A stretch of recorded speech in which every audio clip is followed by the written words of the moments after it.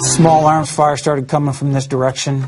Roan had a machine gun, and he stood in probably like a three-quarter crouch position and just started laying hate down through this avenue of approach from here. I started to engage with him. I ran out of ammo, knelt down, changed magazines, and right as I'm coming up and I start to re-engage, another mortar hits almost to the center of the building here. And that one, it knocked me back, and that's what hit Roan. That's Mark Geist, codename Oz, one of the three men on the ground in the Benghazi attack, talking to us exclusively in a special that will air first tomorrow night at 10 p.m. Eastern Time. He's talking about Tyrone Woods, the former Navy SEAL, and Chris Doherty. Both died on that rooftop at the CIA annex. One of the controversial elements, obviously, has been this whole, was there a delay getting to Ambassador Stevens? The whole stand-down order back and forth. A senior intelligence official telling us, quote, there were no orders to anybody to stand down in providing support. Here's what they say about that. If I gave you that 30 minutes back, would Ambassador Stevens and Sean Smith be alive today? Yes, they would still be alive. My gut is yes. You in on that? I'd strongly believe if we'd have left immediately, they'd still be alive today. About 25 minutes. They called it a stand down. We're back with our panel. Charles, I'm telling you, I've done 34 of these hours. This will be the most compelling that we've put together. Now, that was a riveting moment when you asked them whether the ambassador and the others would be alive, and they say yes. These are guys who were on the ground.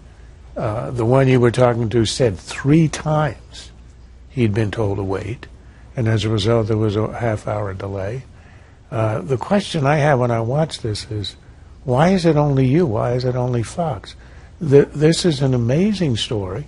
It could be explained as the fog of war. Who knows what the reasons are? People maybe didn't have the right information. You don't have to believe there was a malevolence here. But to get the story out, this is what now, 2 years that we're coming up on this, and the idea that we didn't have access to any of the witnesses, anybody on the ground. There was this story about the video, which the men you interviewed said nobody even heard of till they landed in Germany, the construction of a cover story and all this. You really have to wonder, why is it that the rest of the press and that even Democrats in Congress have no interest in? You know, Republicans in Congress had a lot of interest in Watergate and other scandals along the way. I think it is scandalous how it's been handled by those who want to protect their own party. Chuck, the important part about this hour is that this is their story as they tell it. 3 guys on the ground. It doesn't have anything to do with the politics in Washington, what Republicans are saying, how it affects or doesn't affect Hillary Clinton, or what's been written in these reports. It's just their story. Right, and the person I want to hear from is Bob, the CIA guy who told them to wait. Because when we hear from Bob, we'll hear why he told them to wait. What we heard in your interview was they assumed he was waiting for more support from the local militia, which, by the way, might not be a bad reason to wait. In other words, you don't want to rush in with just 3 guys into what was obviously a very, very dangerous situation. You'd want to wait and see if you could round up some more support. In other words, there's a difference between waiting and waiting for no good reason, and even worse, waiting because you were told we don't care what happens to the ambassador. And I want to hear from Bob. I want to hear the CIA make him available and whatever and tell us exactly what's going on. But I'm not hearing in this is that anybody in Washington said, we don't care what happens to the ambassador, write it off, stay away. They won't produce Bob. They've produced a statement, Steve. They also point to a couple of different reports. The Senate Intelligence Committee report, which said that, in fact, he was working to get this February 17th militia to respond first.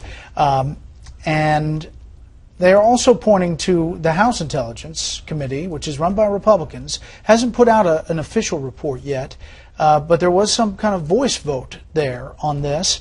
Democrats say, well, what's the deal with that?